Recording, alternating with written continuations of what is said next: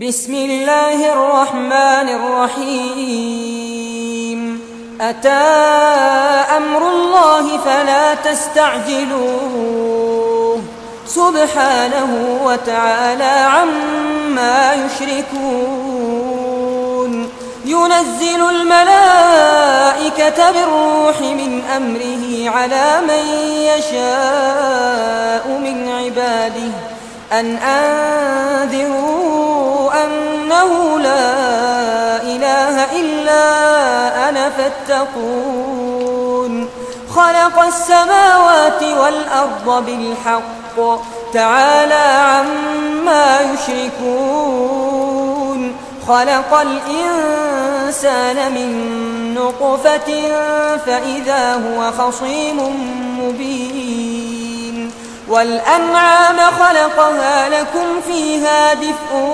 ومنافع ومنها تأكلون ولكم فيها جمال حين تريحون وحين تسرحون وتحمل أثقالكم إلى بلد لم تكونوا بالغيه إلا بشق الأنفس إن ربكم لرؤوف رحيم والخيل والبغال والحمير لتركبوها وزينة ويخلق ما لا تعلمون وعلى الله قصد السبيل ومنها جائر ولو شاء لهداكم أجمعين هو الذي أنزل من السماء ماء لكم منه شراب ومنه شجر فيه تسيمون ينبت لكم به الزرع والزيتون والنخيل والأعناب ومن كل الثمرات إن في ذلك لآية لقوم يتفكرون وسخر لكم الليل والنهار والشمس والقمر والنجوم مسخرات بأمره إن في ذلك لآيات لقوم يعقلون وما ذرأ لكم في الأرض مختلفا ألوانه إن في ذلك لآية لقوم يذكرون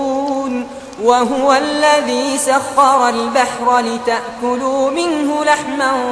طريا وتستخرجوا منه حلية تلبسونها وترى الفلك مواخر فيه ولتبتغوا من فضله ولعلكم تشكرون وألقى في الأرض رواسي أن تميد بكم وأنهارا وسبلا لعلكم تهتدون وعلامات وبالنجم هم يهتدون أفمن يخلق كمن لا يخلق أفلا تذكرون وإن تعدوا نعمة الله لا تحصوها إن الله لغفور رحيم والله يعلم ما تسرون وما تعلنون والذين يدعون من دون الله لا يخلقون شيئا وهم يخلقون أموات غير أحياء وما يشعرون أيان يبعثون إلهكم إله واحد فالذين لا يؤمنون بالآخرة قلوبهم منكرة وهم مستكبرون لا جرم أن الله يعلم ما يسرون وما يعلنون إنه لا يحب المستكبرين وإذا قيل لهم ماذا أنزل ربكم قالوا أساطير الأولين ليحملوا أوزارهم كاملة يوم القيامة ومن أوزار الذين يضلونهم بغير علم ألا ساء ما يزرون قد مكر الذين من قبلهم فأتى الله بنيانهم من القواعد فخر عليهم السقف من فوقهم وأتاهم العذاب من حيث لا يشعرون ثم يوم القيامة يخزيهم ويقول أين شركائي الذين كنتم تشاقون فيهم قال الذين أوتوا العلم إن الخزي اليوم والسوء على الكافرين الذين تتوفاهم الملائكة ظالمي أنفسهم فألقوا السلم ما كنا نعمل من سوء بلى إن الله عليم بما كنتم تعملون فادخلوا أبواب جهنم خالدين فيها فلبئس مثوى المتكبرين وقيل للذين اتقوا ماذا أنزل ربكم قالوا خيرا للذين أحسنوا في هذه الدنيا حسنة ولدار الآخرة خير ولنعم دار المتقين جنات عدن يدخلونها تجري من تحتها الأنهار لهم فيها ما يشاءون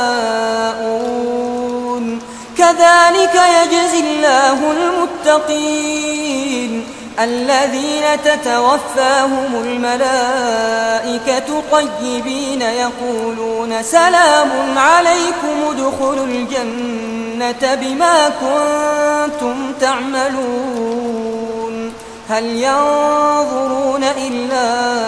أن تأتيهم الملائكة أو يأتي أمر ربك كذلك فعل الذين من قبلهم وما ظلمهم الله ولكن كانوا أنفسهم يظلمون فأصابهم سيئات ما عملوا وحاق بهم ما كانوا به يستهزئون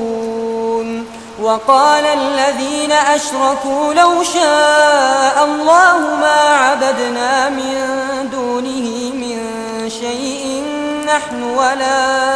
آباؤنا ولا حرمنا من دونه من شيء كذلك فعل الذين من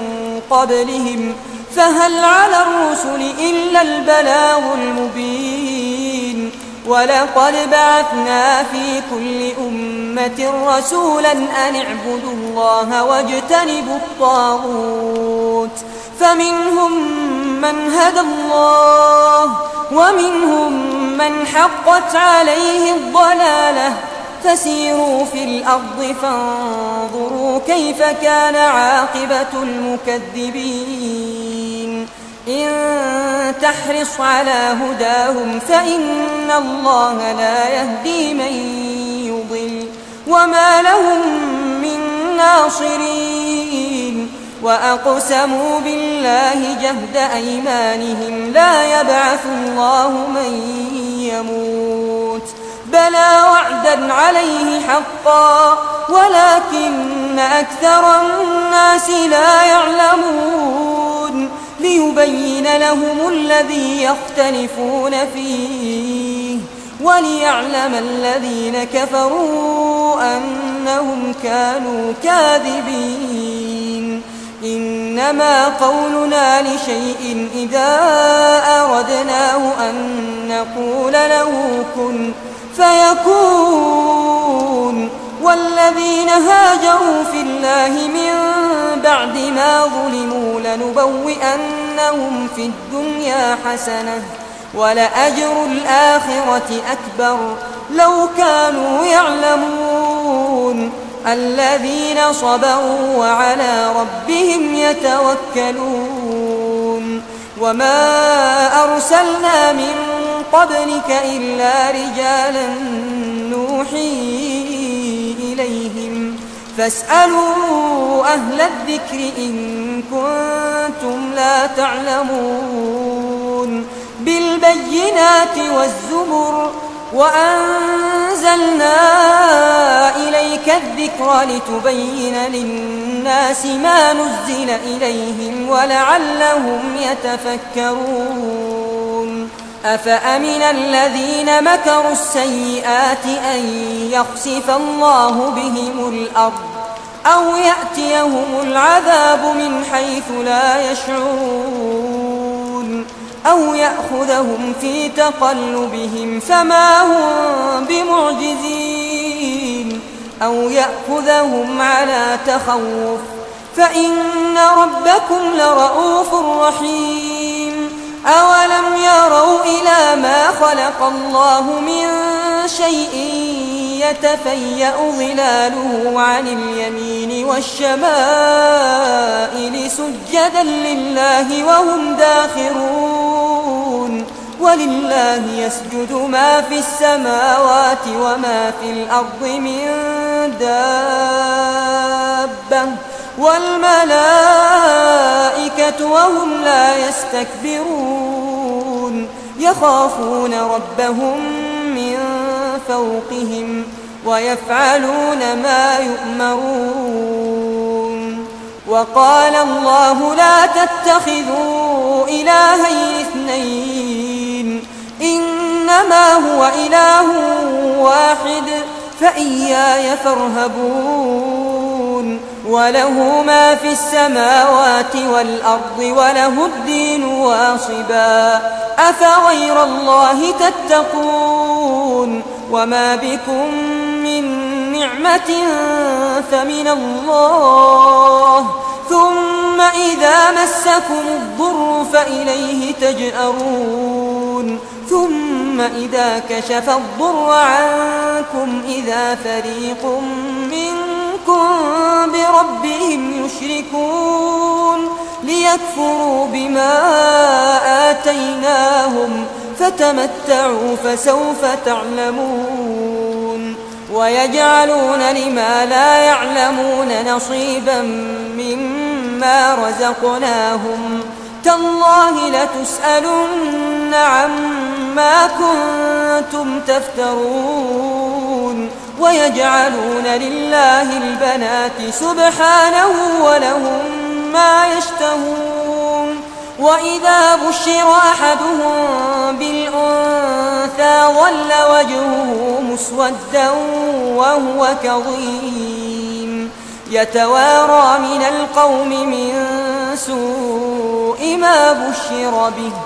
أيمسكه على هون أم يدسه في التراب ألا ساء ما يحكمون للذين لا يؤمنون بالآخرة مثل السوء ولله المثل الأعلى وهو العزيز الحكيم ولو يؤاخذ الله الناس بظلمهم ما ترك عليها من دابة ولكن يؤخرهم إلى أجل مسمى فإذا جاء أجلهم لا يستأخرون ساعة ولا يستقدمون ويجعلون لله ما يكرهون وتصف ألسنتهم الكذب أن لهم الحسنى لا جرم أن لهم النار وأنهم مفرطون تالله لقد أرسلنا إلى من قبلك فزين لهم الشيطان أعمالهم فهو وليهم اليوم ولهم عذاب أليم وما أنزلنا نزلنا عليك الكتاب إلا لتبين لهم الذي اختلفوا فيه وهدى ورحمة لقوم يؤمنون والله أنزل من السماء ماء فأحيا به الأرض بعد موتها إن في ذلك لآية لقوم يسمعون وإن لكم في الأنعام لعبرة نسقيكم مما في بطونه من بين فرث ودم لبنا خالصا سائغا للشاربين ومن ثمرات النخيل والأعناب تتخذون منه سكرا ورزقا حسنا إن في ذلك لآية لقوم يعقلون وأوحى ربك إلى النحل أن اتخذي من الجبال بيوتا ومن الشجر ومما يعرشون ثم كلي من كل الثمرات فاسلكي سبل ربك ذللا يخرج من بطونها شراب مختلف ألوانه فيه شفاء للناس إن في ذلك لآية لقوم يتفكرون والله خلقكم ثم يتوفاكم ومنكم من يرد إلى أرذل العمر لكي لا يعلم بعد علم شيئا إن الله عليم قدير والله فضل بعضكم على بعض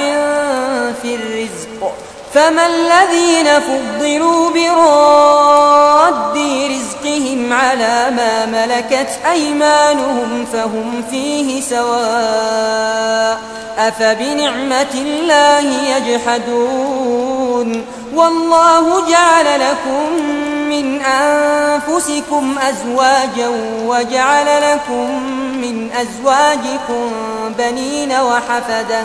ورزقكم من الطيبات أفبالباطل يؤمنون وبنعمة الله هم يكفرون ويعبدون من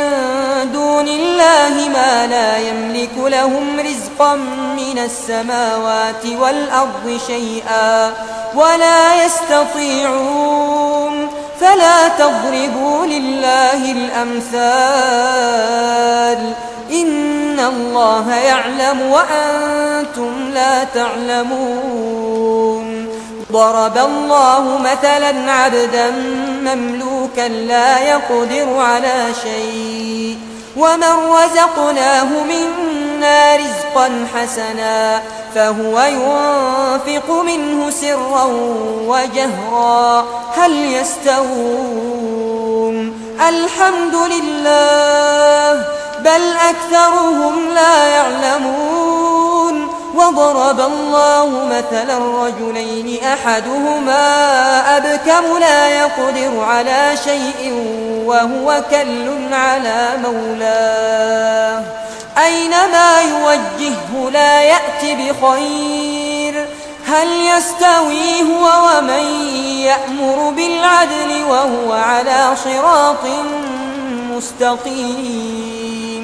ولله غيب السماوات والأرض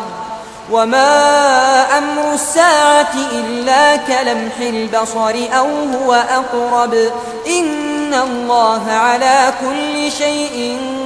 قدير والله أخرجكم من بطون أمهاتكم لا تعلمون شيئا وجعل لكم السمع والأبصار والأفئدة لعلكم تشكرون ألم يروا إلى الطير مسخرات في جو السماء ما يمسكهن إلا الله إن في ذلك لآيات لقوم يؤمنون والله جعل لكم من بيوتكم سكنا وجعل لكم من جلود الأنعام بيوتا تستخفونها يوم ظعنكم ويوم إقامتكم ومن أصوافها وأوبارها وأشعارها أثاثا ومتاعا إلى حين والله جعل لكم مما خلق ظلالا وجعل لكم من الجبال أكنانا وجعل لكم سرابيل تقيكم الحر وسرابيل تقيكم بأسكم كذلك يتم نعمته عليكم لعلكم تسلمون فإن تولوا فإنما عليك البلاغ المبين يعرفون نعمة الله ثم ينكرونها وأكثرهم الكافرون ويوم نبعث من كل أمة شهيدا ثم لا يؤذن للذين كفروا ولا هم يستعتبون وإذا رأى الذين ظلموا العذاب فلا يخفف عنهم ولا هم ينظرون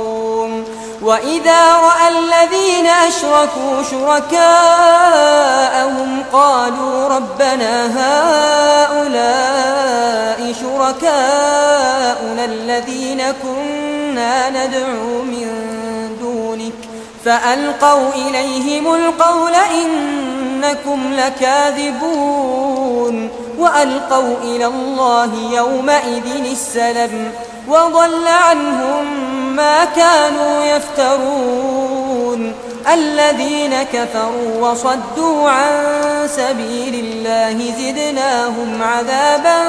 فوق العذاب بما كانوا يفسدون ويوم نبعث في كل أمة شهيدا عليهم من أنفسهم وجئنا بك شهيدا على هؤلاء ونزلنا عليك الكتاب تبيانا لكل شيء وهدى ورحمة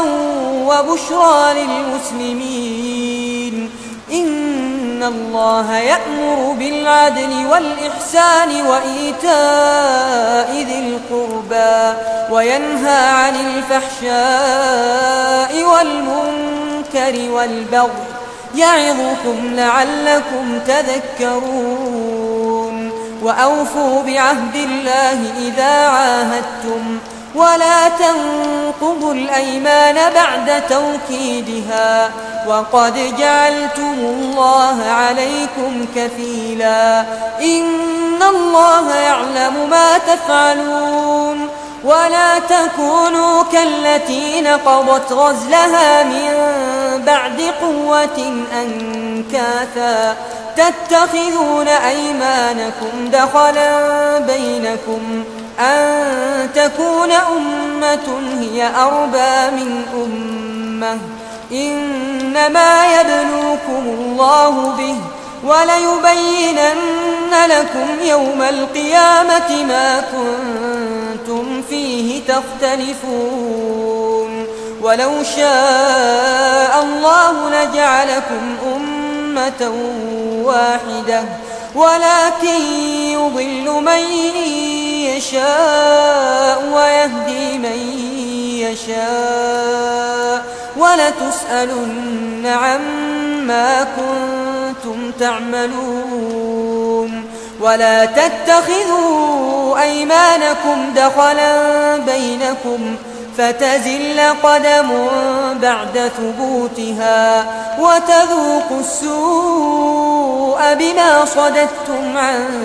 سبيل الله ولكم عذاب عظيم ولا تشتروا بعهد الله ثمنا قليلا إنما عند الله هو خير لكم إن كنتم تعلمون ما عندكم ينفد وما عند الله باق ولنجزين الذين صبروا أجرهم بأحسن ما كانوا يعملون من عمل صالحا من ذكر أو أنثى وهو مؤمن فلنحيينه حياة طيبة ولنجزينهم أجرهم بأحسن ما كانوا يعملون فإذا قرأت القرآن فاستعذ بالله من الشيطان الرجيم إنه ليس له سلطان على الذين آمنوا وعلى ربهم يتوكلون إنما سلطانه على الذين يتولونه والذين هم به مشركون وإذا بدلنا آية مكان آية والله أعلم بما ينزل قالوا إنما أنت مفتر بل أكثرهم لا يعلمون قل نزله روح القدس من ربك بالحق ليثبت الذين آمنوا وهدى وبشرى للمسلمين ولقد نعلم أنهم يقولون إنما يعلمه بشر لسان الذي يلحدون إليه أعجمي وهذا لسان عربي مبين إن الذين لا يؤمنون بآيات الله لا يهديهم الله ولهم عذاب أليم إنما يفتري الكذب الذين لا يؤمنون بآيات الله وأولئك هم الكاذبون من كفر بالله من بعد إيمانه إلا من أكره وقلبه مطمئن بالإيمان ولكن من شرح بالكفر صدرا فعليهم غضب من الله ولهم عذاب عظيم ذلك بأنه مستحب الحياة الدنيا على الآخرة وأن الله لا يهدي القوم الكافرين أولئك الذين طبع الله على قلوبهم وسمعهم وأبصارهم وأولئك هم الغافلون لا جرم أنهم في الآخرة هم الخاسرون ثم إن ربك للذين هاجروا من بعد ما فتنوا ثم جاهدوا وصبروا إن ربك من بعدها لغفور رحيم يوم تأتي كل نفس تجادل عن نفسها وتوفى كل نفس ما عملت وهم لا يظلمون وضرب الله مثلا قرية كانت آمنة مطمئنة يأتيها رزقها رغدا من كل مكان فكفرت بأنعم الله فأذاقها الله لباس الجوع والخوف بما كانوا يصنعون ولقد جاءهم رسول منهم فكذبوه فأخذهم العذاب وهم ظالمون فكلوا مما رزقكم الله حلالا طيبا واشكروا نعمة الله إن كنتم إياه تعبدون إنما حرم عليكم الميتة والدم ولحم الخنزير وما أهل لغير الله به فمن اضطر غير باغ ولا عاد فإن الله غفور رحيم. ولا تقولوا لما تصف ألسنتكم الكذب هذا حلال وهذا حرام لتفتروا على الله الكذب إن الذين يفترون على الله الكذب لا يفلحون. متاع قليل ولهم عذاب أليم. وعلى الذين هادوا حرمنا ما قصصنا عليك من قبل وما ظلمناهم ولكن كانوا أنفسهم يظلمون.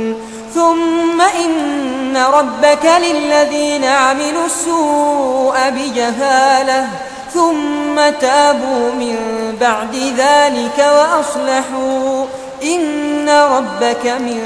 بعدها لغفور رحيم. إن إبراهيم كان أمة قانتا لله حنيفا ولم يك من المشركين شاكرا لأنعمه اجتباه وهداه إلى صراط مستقيم. وآتيناه في الدنيا حسنة وإنه في الآخرة لمن الصالحين. ثم أوحينا إليك أن اتبع ملة إبراهيم حنيفا وما كان من المشركين. إنما جعل السبت على الذين اختلفوا فيه وإن ربك ليحكم بينهم يوم القيامة فيما كانوا فيه يختلفون. ادع إلى سبيل ربك بالحكمة والموعظة الحسنة وجادلهم بالتي هي أحسن إن ربك هو أعلم بمن ضل عن سبيله وهو أعلم بالمهتدين. وإن عاقبتم فعاقبوا بمثل ما عوقبتم به ولئن صبرتم لهو خير للصابرين. واصبر وما صبرك إلا بالله ولا تحزن عليهم ولا تك في ضيق مما يمكرون. إن الله مع الذين اتقوا والذين هم محسنون.